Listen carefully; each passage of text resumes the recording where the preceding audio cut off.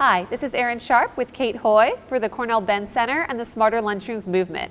We're going to go over our Module 4 training exercise, Generating Buy-in, and showing you what resources we have on the web so you can follow along at home. The first thing I'd like to point to is the instructional guides, which are available under the Resources tab at smarterlunchrooms.org. The instructional guides are 1 to 2 page tip sheets for how to put together everything from meetings to implementing a Smarter Lunchrooms makeover. And they go in steps.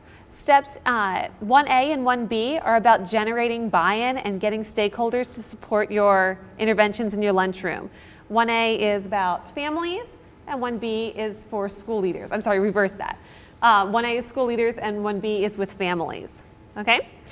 They refer to the resources we already have because we don't want you to reinvent the wheel. So we have lots of flyers, handouts, a PowerPoint, and so forth to help you share your message. Okay?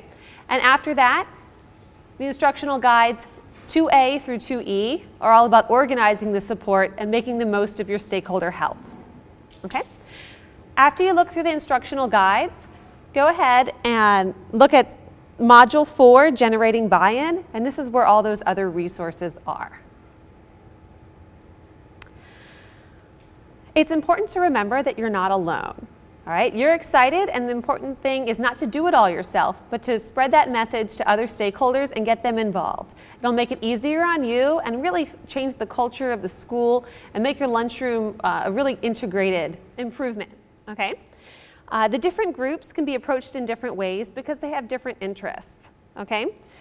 When you look to get support from parents and students, you really want to focus on how it helps the students. Student health, student well-being, students liking their food more. Smarter Lunchrooms makeovers get students to take, eat, and enjoy healthier foods. To help you talk to parents and students, we have flyers for talking points for families, and we also have something called the Ben Center 2-pager. This is a colorful, easy-to-read 2-page flyer that's great to send home or to post on a school website. You can also approach community members, such as service groups or businesses, and this is great for financial help too, if that's what you're looking for. For talking to community members, we have a flyer, Tips for Talking with School Community Members, that will be online really soon. Looking at the school community, you need to talk to your administration and be prepared to talk to the Board of Education as well.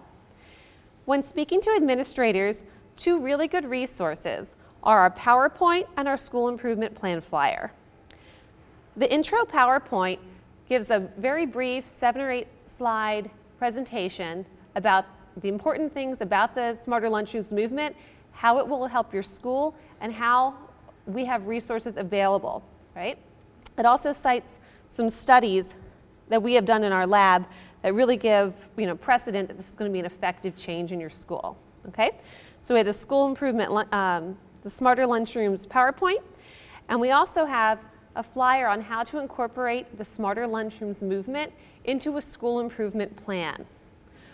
All schools need to show progress towards improvements in school wellness, and this gives some examples of goals and wording that really helps you make school lunchrooms part of that plan. It makes it really attractive to school administrators to help you. If they ask you to talk to the Board of Education, that PowerPoint is perfect. Lastly, when you go to talk to the lunchrooms team workers, all right, the ones that work in your lunchroom with you, they might be skeptical or they might want proof that this isn't just a pie-in-the-sky idea, that it really will work and it won't add time and effort to their lunch day. It's actually going to make their jobs easier and more pleasant and more effective. For that, we have some testimonials from real people who have implemented our program and had great success. This includes pictures, quotations, tips, and we like to feature now the testimonials from Sheila Hoyt, and they're all online as well. The last thing we want to focus on is something we call the incentives activity, which is under this tab as well. When we think about what incentivizes us, All right, that's going to be different for different stakeholder groups. Are we interested in the press? Are we interested in helping student academics? Are we interested in student well-being? All right, although everyone would probably agree that these are all good things, different stakeholder groups are going to be more swayed by one cause than the other.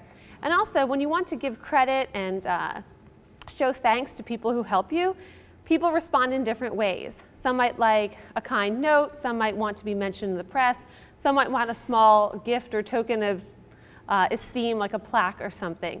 This incentives activity helps you brainstorm different ways of thanking people that would be effective and appeal to them, as well as brainstorm which ones you have available to you to share. Because remember, what appeals to you might be different for somebody else. What appeals to one stakeholder might be less appealing to another. So be creative. Okay?